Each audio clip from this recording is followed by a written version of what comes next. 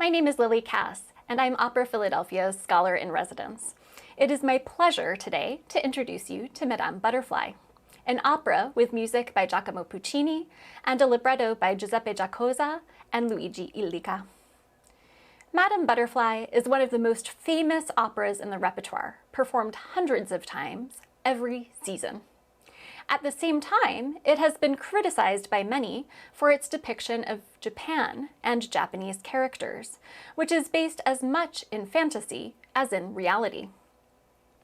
In this short video, I will give a brief overview of the opera's plot, its music, and its social and historical context, before summarizing how the creative team for Opera Philadelphia's upcoming brand new production takes these elements into account in their approach to the work.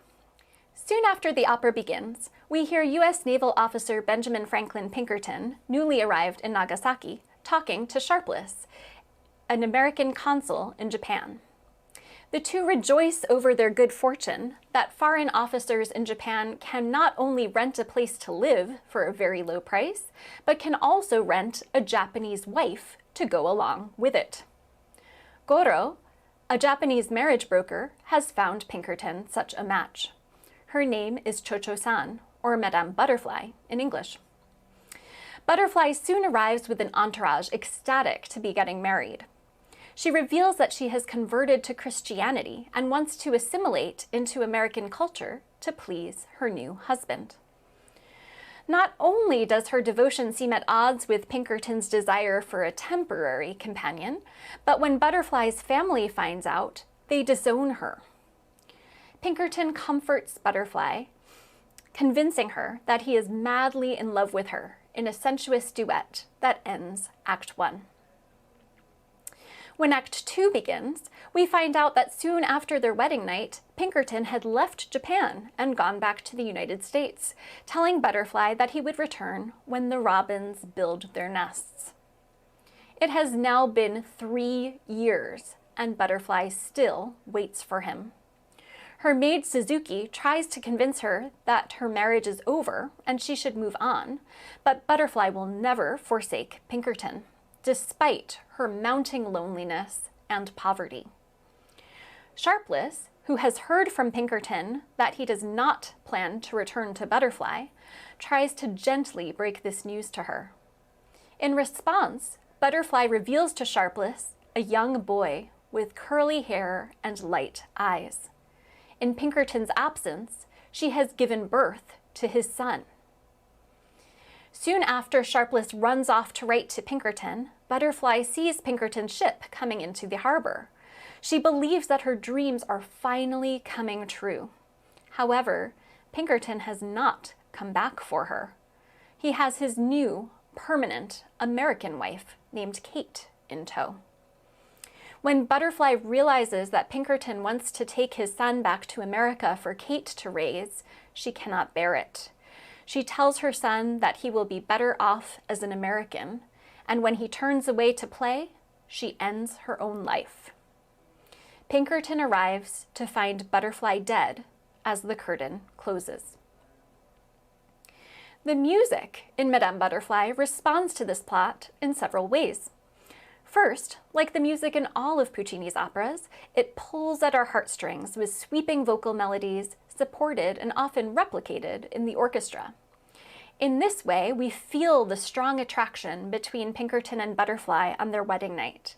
We feel Madame Butterfly's hope along with her, especially in the famous aria Un bel dì vedremo, when she imagines Pinkerton's joyful homecoming.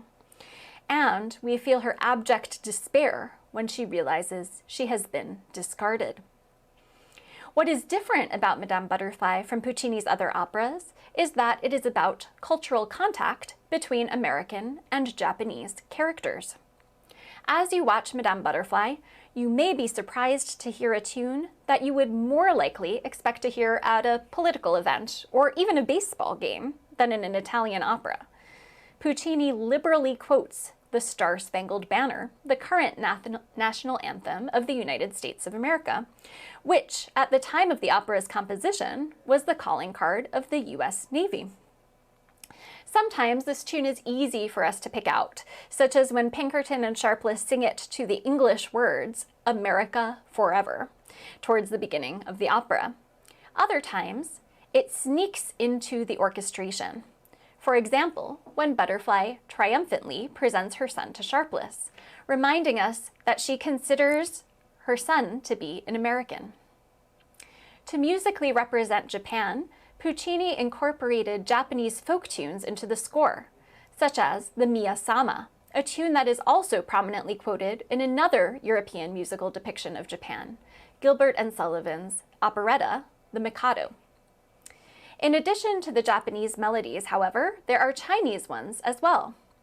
Puccini had a music box with Chinese tunes, which he quoted and distributed indiscriminately between two operas, Madame Butterfly, which he set in early 20th century Japan, and Turandot, which he set in ancient China. This implies that Puccini thought that East Asian music was somewhat interchangeable, which of course is far from the truth. The legacy of Madame Butterfly's less than authentic treatment of Japanese music, culture, and people by three Italian men who had never been to Japan or been thoroughly educated about it has caused harm. The character of Madame Butterfly, the Japanese woman objectified by an American man, became a character archetype in Western media beyond opera. One direct adaptation, the 1991 Broadway musical Miss Saigon, moved the plot to the context of the Vietnam War, but it did so still without the creative input of the communities it was representing on stage.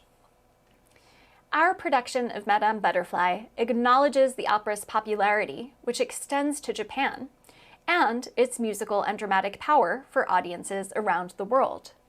At the same time, it also acknowledges this history of harm.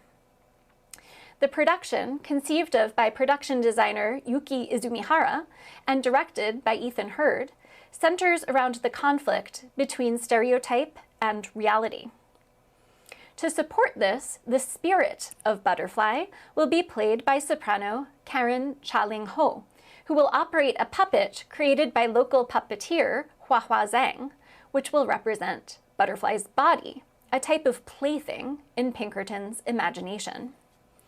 As you watch the production, you will see the tension grow between Butterfly's spirit and her body until they can no longer coexist.